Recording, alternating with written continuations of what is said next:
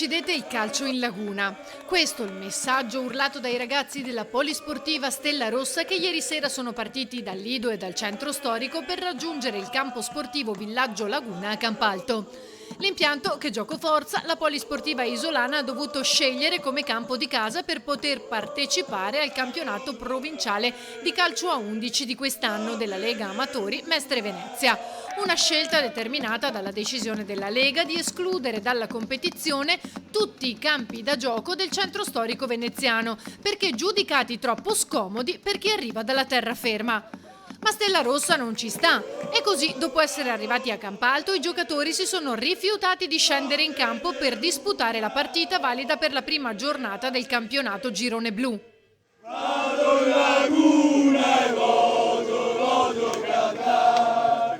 È l'ennesimo servizio che viene attolto alla città di Venezia, in quanto i nostri campi sono stati inibiti sia del centro storico che del Lido da questa stagione calcistica. Quindi noi non stiamo protestando perché è una questione che riguarda solo il gioco del calcio, ma è una questione che riguarda dei servizi alla città, come il servizio, come l'aggregazione, che è una delle questioni più importanti e che si dice sempre che Venezia è una città che sta morendo e che manca di socialità. Noi qua stiamo dimostrando quanto attraverso il calcio crediamo in una Venezia completamente diversa, con dei valori di inclusività e di aggregazione che lo sport può veicolare, quindi levarci questa possibilità è folle.